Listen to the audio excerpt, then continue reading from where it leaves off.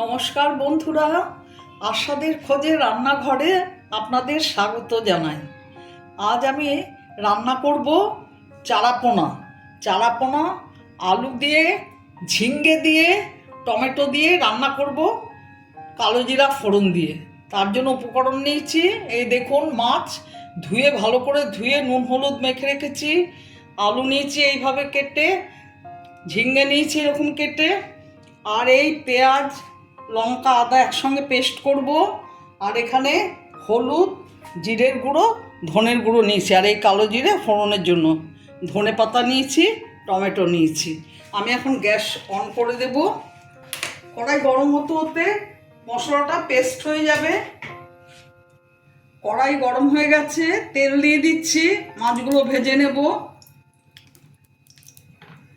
মশলা paste হয়ে গেছে, এদিকে তেল গরম হয়ে গেছে, মাছ ছেড়ে দিচ্ছি।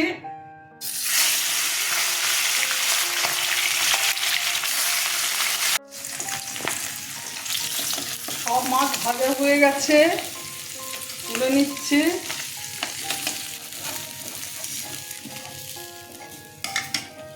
দেখুন, কাঁচা লঙ্কা ফোড়নে দিলাম, কালো জিরা দিলাম, পেঁয়াজ লঙ্কা আদা ছেড়ে দিলাম।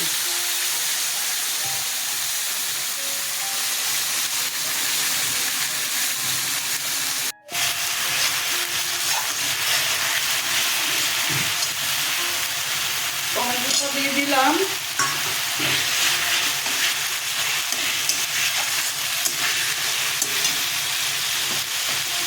হলুদ 1 চামচ, জিরের গুঁড়ো 1 চামচ, ধনের গুঁড়ো 1 চামচ দিয়ে দিলাম। আমি শুকনো লঙ্কা অ্যাড করবো না, কাঁচা লঙ্কা দিয়ে রান্না করবো।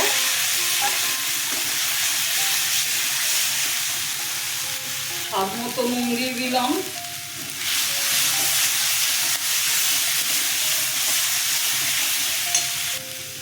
সামান্য চিনি দিলাম। এই সবজি দিয়ে রান্না করলে সামান্য চিনি দিলে ঝোলটা টেস্ট খুব ভালো হয়, সেই জন্য আমি দিলাম। আলু দিয়ে দিলাম,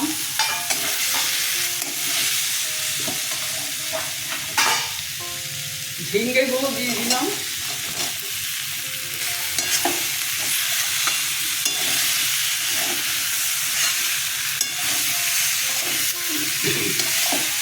কষানো হয়ে গেছে, আমি এবার জল দিয়ে দিচ্ছি, ঢেকে দেব। একটু পরে খুলবো।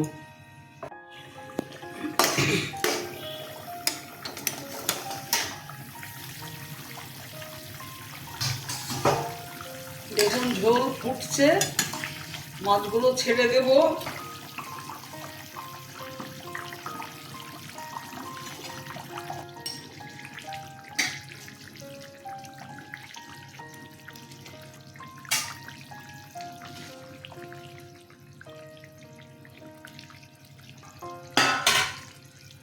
কটা কাঁচা লঙ্কা দিয়ে দিলাম,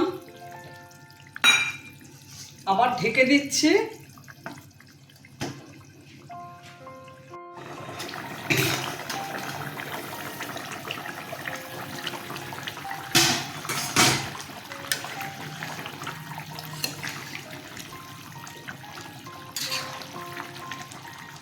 ধনে পাতা দিয়ে দিলাম।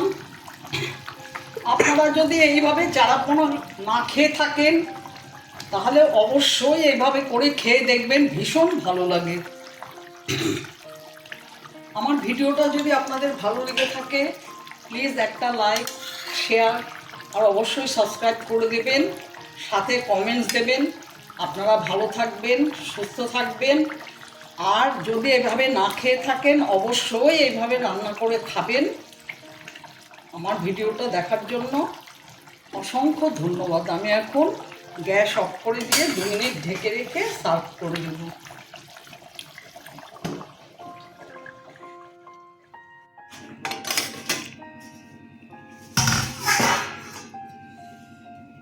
দেখুন মাছের ঝোল আলু ঝিঙ্গা দিয়ে মাছের ঝোল। আমি এখন সার্ভ করব।